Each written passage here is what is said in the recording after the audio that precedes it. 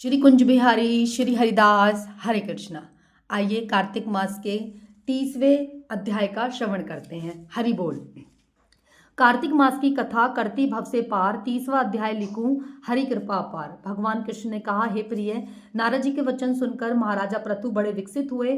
अंत में उन्होंने नारद जी का पूजन करके उनको विदा किया। इसीलिए माघ, कार्तिक और एकादशी यह तीनों व्रत मुझे अत्यंत प्रिय हैं।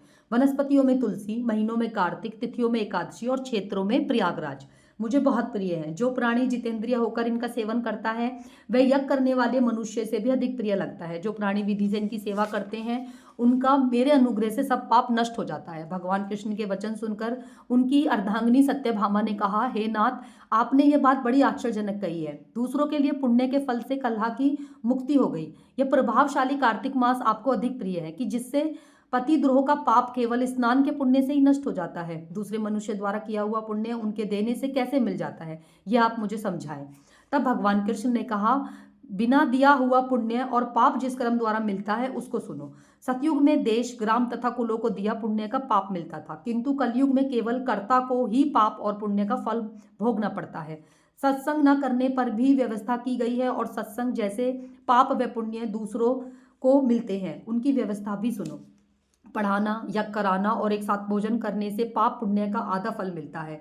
एक आसन पर बैठने तथा सवारी पर चढ़ने से, श्वास के आगे जाने से पुण्य का पाप का चौथा भागी प्राणी मात्र को मिलता है। स्पर्श करने, भोजन करने से और दूसरों की स्तुति करने से पुण्य और पाप का छठा भाग मिलता है। दर्शन करने, सुनने तथा ध्यान करने से मनुष्य को पुण्य और पाप का 10वां अंश मिलता है। दूसरों की निंदा, चुगली और धिक्कार करने से उसका 7वां भाग मिलता है।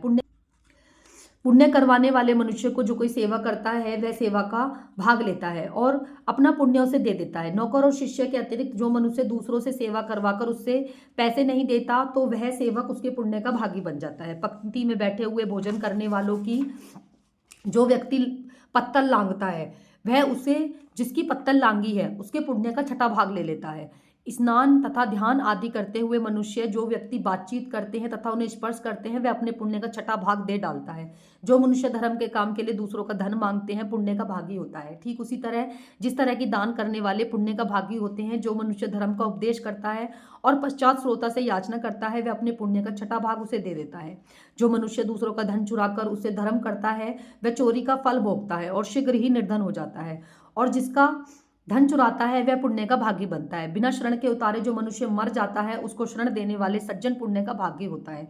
शिक्षा देने वाले, सलाह देने वाले, सामग्री को जुटाने वाले तथा प्रेरणा देने वाले यह पाप और पुण्य के छठे भाग को प्राप्त करते हैं। राजा प्रजा के पाप पुण्य के पष्टांश का भोगी होता है। गुरु शिष्यों का, पति पत्नी का, पिता पुत्र का, स्त्री पति के लिए पुण्य का छठा भाग पाती है।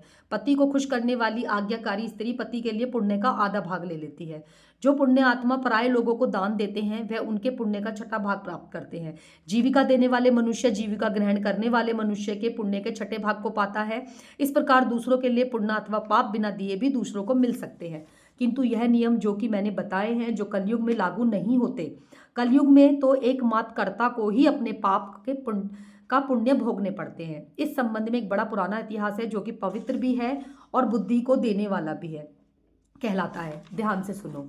ये था कार्तिक मास का 30वां अध्याय, प्रभु श्री कृष्ण और सत्यभामा की वाणी में। हरि बोल। एक दूसरे का पाप भी मिलता है, एक दूसरे का पुण्य भी मिलता है, इसीलिए जो करें सोच समझ के करें और श्री हरि के चरणों में रह के करें। हरि बोल। चलिए थोड़ा सा हरि कीर्तन कर लेते हैं।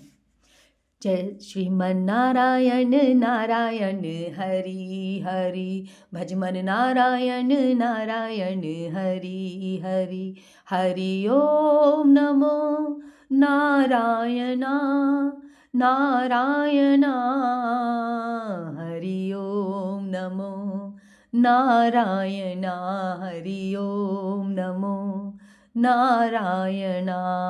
हर हर महादेव। जय श्री कृष्णा।